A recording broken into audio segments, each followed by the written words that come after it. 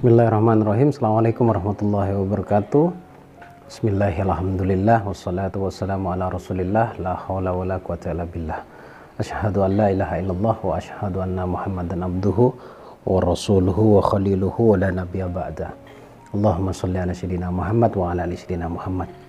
Selamat malam teman-teman, jumpa lagi bersama saya di sini Bagus Baraja di channel Gus Baraja. Kali ini kita akan bicara tentang keajaiban. Ya, bagaimana bisa meraih keajaiban. Dan saya menemukan beberapa pola yang salah yang mungkin kita melakukannya dalam berdoa. Apa itu saya akan jelaskan komplit di video ini. Namun sebelum itu saya ingin informasikan dulu ajakan dari saya untuk kalian, untuk Anda semuanya, agar bisa bergabung mengikuti seminar online yang saya adakan pada tanggal 26 Mei. Kebetulan temanya tentang luka batin. Terapi luka batin. Di sana akan dikupas tuntas tentang luka batin dan bagaimana cara mengatasinya, dan pentingnya kita menghapus atau mengobati luka batin kita seperti apa. Saya akan jelaskan dan saya akan jawab di seminar yang saya adakan. Silakan segera daftarkan diri Anda, dan untuk mendaftarnya langsung hubungi nomor WA-nya Mas Roni. Untuk infaknya seikhlasnya, sebahagianya. Kemudian yang kedua, saya adakan secara offline di Yogyakarta di Resort Kaliurang tanggal 16, 17, 18, 3 hari 2 malam dengan konsep spiritual abundance bootcamp. Jadi acaranya 3 hari 2 malam, kumpul bareng bersama saya, gali potensi dalam diri dengan program-program yang saya sediakan. Saya akan program Anda sebisa saya, semampu saya, menjadi manusia yang berlimpah, dan semua terjadi karena Allah.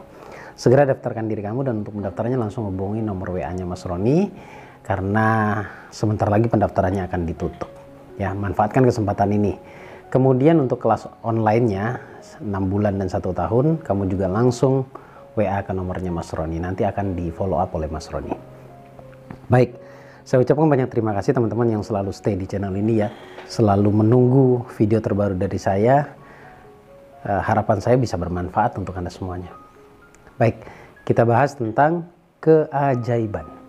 Banyak yang bertanya tentang doanya.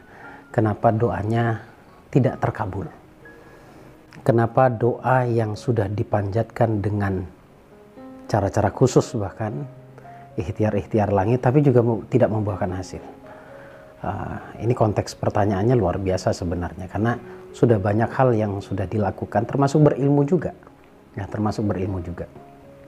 Kalau saya perhatikan dari sekian banyaknya peserta dan juga perjalanan ruhaniyahnya saya, perjalanan keilmuan saya, kalau kita minta uang, ya realitanya agak sulit terkabul. Oke? Agak sulit terkabul. Nah, kenapa? Kan Allah yang memberikan rezeki. Ya, walaupun tidak semuanya, saya katakan, tidak semuanya orang yang meminta uang terus Allah nggak kasih gitu ya. Kita harus bisa sedikit lebih elegan dalam berdoa. Harus bisa lebih apa ya? Lebih indah dalam berdoa. Jangan sampai seakan-akan kita menunjukkan diri kepada Allah, seakan-akan Allah tidak tahu apa yang kita inginkan. Gitu. Ini memang agak bingung saya harus menjelaskannya seperti apa. Yang jelas saya percaya kalau hidup itu tidak usah kejar uang. Biarkan uang yang datang ke kita maksudnya. Ya, karena memang takdirnya di luar manusia, Allah ciptakan itu untuk melayani manusia. Semuanya untuk melayani manusia. Alam semesta untuk melayani manusia. Termasuk uang.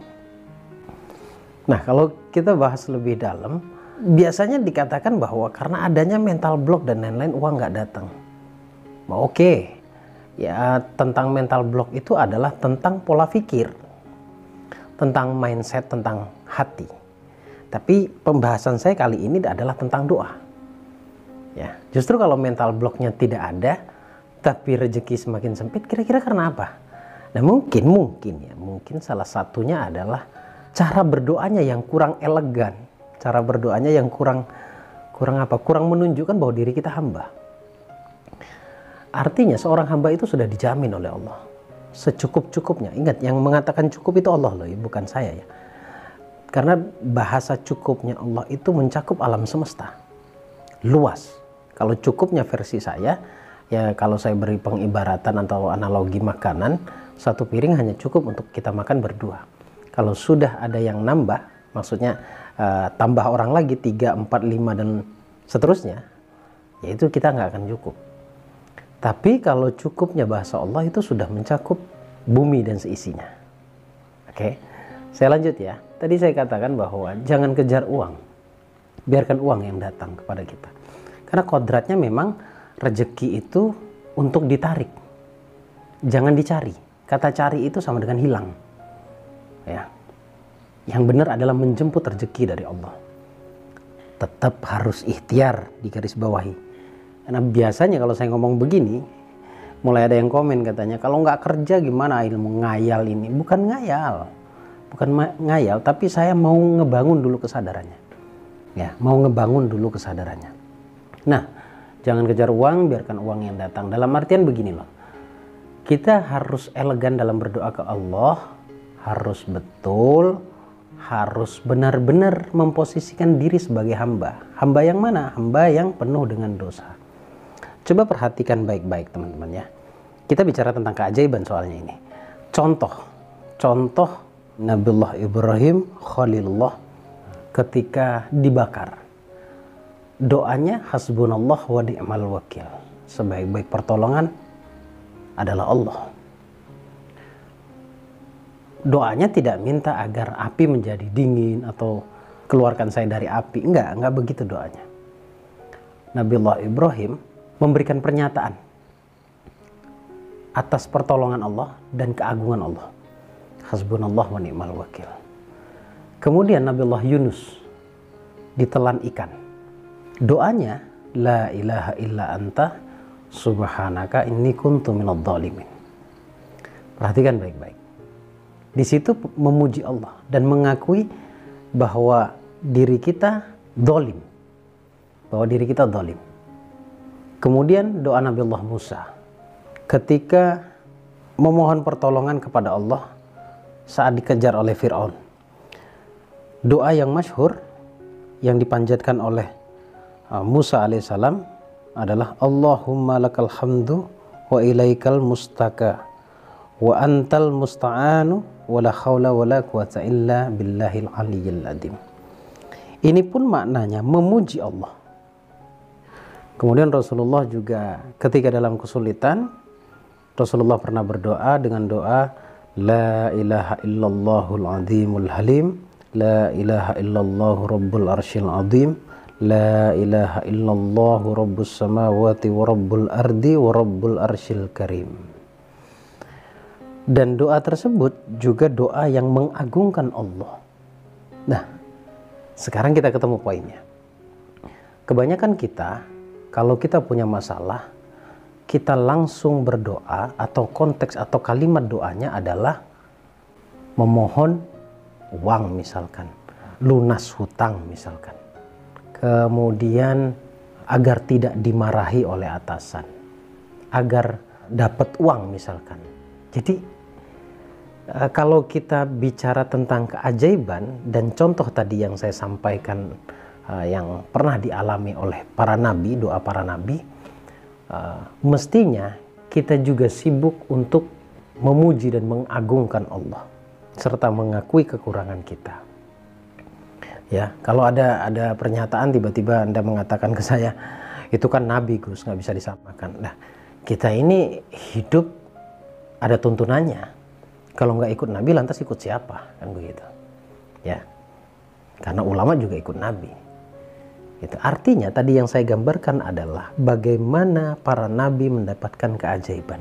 Bagaimana ketika para nabi berdoa, Allah langsung jawab. Jelas berbedanya dengan kita ketika kita berdoa. Jadi sibuklah mengakui keagungan Allah dan sibuklah memperbaiki diri. Semakin kamu perbaiki diri dan mengagungkan Allah, maka permasalahanmu akan diselesaikan oleh Allah. Dengan kata lain, Allah itu tahu sebenarnya permasalahan kita, sudah pasti sangat tahu. Allah yang lebih tahu bahkan daripada diri kita sendiri. Allah tahu kita punya masalah, maka sudah sepantasnya lah kita memperbaiki diri, ya, kemudian mengagungkan nama Allah. Dengan harapan, dengan tujuan ketika mengagungkan Allah, kemudian memperbaiki diri, yang diharap adalah ridhonya Allah. Gitu.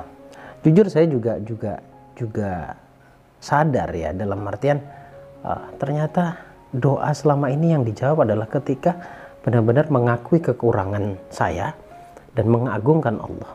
Contoh, saya pernah buat konten di channel YouTube, saya bisa melunasi hutang saya itu dengan 2 cara. Ini yang sebagian orang membantah ini.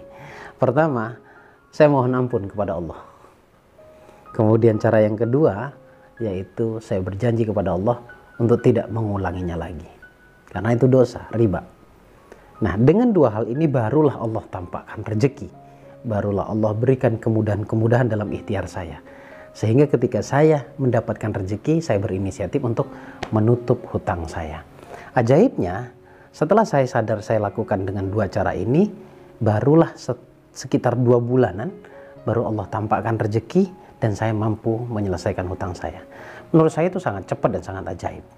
Termasuk ada doa-doa yang lain yang sudah Allah kabulkan, yaitu ketika saya menyibukkan diri untuk memperbaiki hati saya, diri saya, dan mengagungkan kebesaran Allah, ya, mengesahkan Allah, kemudian takjub terhadap ciptaan Allah. Jadi melihat keindahan dengan keindahan, dengan senang, dengan kebahagiaan. Coba perhatikan baik-baik. Kalau kamu kejar uang, kayaknya semakin jauh. Karena pada prinsipnya semakin kamu kejar semakin jauh. Gitu, ya. Maka yang harus dilakukan adalah perbaiki diri. Saya berikan contoh tadi, doa para nabi. Itu gambarannya ya, bukan perkara kalimat doanya, ya, tetapi esensi dari kalimat tersebut. Esensi dari doa tersebut secara keseluruhan semuanya tadi adalah mengagungkan kebesaran Allah, mengesahkan Allah, memuji Allah, dan juga ditambahkan lagi dengan menyadari kesalahan kita apa. Jadi kalau kita berdoanya dengan pola tersebut, maka insya Allah kita pun akan mendapatkan keajaiban. Karena keajaiban itu mudah bagi Allah, asal kita benar-benar percaya bahwa Allah itu akan menyelesaikan semua urusan kita dan mencukupi semua kebutuhan kita. Terima kasih teman-teman, semoga ini bermanfaat. Sederhana memang kesannya, tapi tak mudah untuk dilakukan. Insya Allah setelah kamu mendengarkan penjelasan saya, kamu akan paham dan ngeh apa yang harus kamu lakukan. Terima kasih, saya mohon pamit. Sampai ketemu di video berikutnya. Bagus Baraja, Al-Fakir Al-Dhaifullah. Assalamualaikum warahmatullahi wabarakatuh. Allahumma sholli ala sayyidina Muhammad.